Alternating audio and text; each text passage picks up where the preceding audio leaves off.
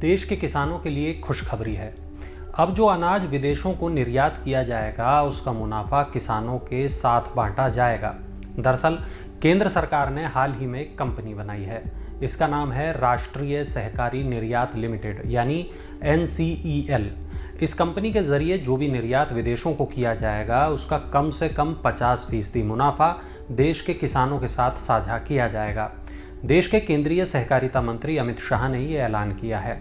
सरकार ने एक्सपोर्ट को बढ़ाने के लिए ज़रूरी कदम उठाने शुरू कर दिए हैं। रिपोर्ट्स बताती हैं कि NCEL के जरिए भारत से 12 टन चावल करीब 11 देशों को निर्यात किया जाएगा। इस मौके पर अमित शाह ने NSEL का लोगो भी लॉन्च किया और कहा कि निर्यात से होने वाले मुनाफे को किसानों के साथ बांटा जाएगा। फिलहाल NCEL अस्थायी ऑफिस से काम कर रही है, लेकिन फिलहाल इसके पास करीब 7,000 करोड़ रुपए के एक्सपोर्ट ऑर्डर हैं। एक्सपोर्ट से जो भी मुनाफा होगा उसका 50% हिस्सा सीधा किसानों के खाते में ट्रांसफ़र किया जाएगा। NCEL के जरिए हाल ही में मॉरिशस को करीब 14,000 टन चावल का निर्यात किया गया था, जो इस कंपनी के जरिए किया गया पहला एक्सपोर्ट था।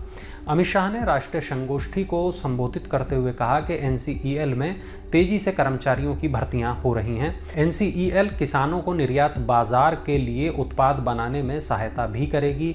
सहकारी समितियों को अंतर्राष्ट्रीय मानकों का अनुपालन करने वाले गुणवत्ता के उत्पादों के निर्माण पर खास ध्यान देंगे। उन्होंने कहा कि देश में 2027 से पहले 2 करोड़ से अधिक किसान जैविक खेती से जुड़ जाएंगे।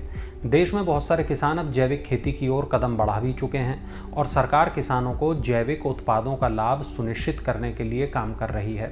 देश में जैविक खेती को बढ़ावा देने के लिए कई पहल की गई हैं और सरकार का लक्ष्य देश के सहकारी क्षेत्र को मजबूत करना है। सरकार का उद्देश्य कृषि निर्यात को बढ़ाना और किसानों को सशक्त बनाना है। राष्ट्रीय सहकारी निर्यात लिमिटेड सहकारी समितियों को निर्यात के अवसरों की सुविधा प्रदान करने के लिए बनाई गई है और ये किसानों, सहकारी समितियों और वैश्विक बाजार के बीच संबंध बनाने में मदद करेगी। इस संगोष्ठी को केंद्रीय वाणिज्य मंत्री पीयूष गोयल ने भी संबोधित किया। उन्होंने कहा कि NSEL के निर्माण से निर्यात को बढ़ावा मिल सकेगा, देश के विकास के साथ गांव के बदलाव में योगदान मिलेगा। यह सहकारी क्षेत्र निर्यात क्षमता को बढ़ा सकता है, देश को वैश्विक स्तर पर आगे ले जा सकता है।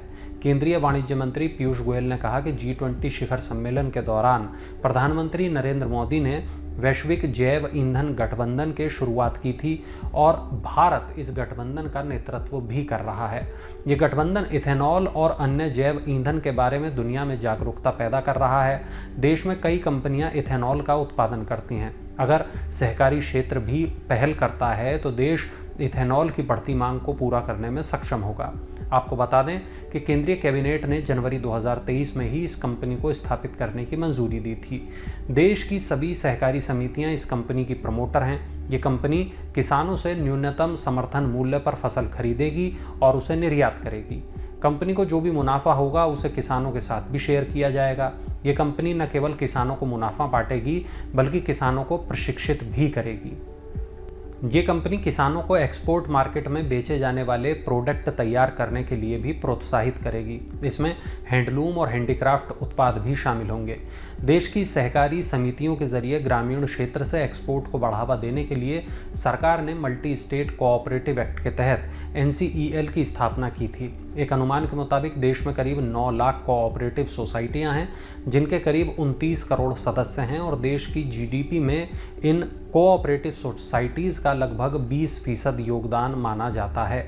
जो किसान निर्यात में किसी भी तरह की रुचि रखने वाले हैं वो इस समिति का सदस्य बनने के पात्र होंगे।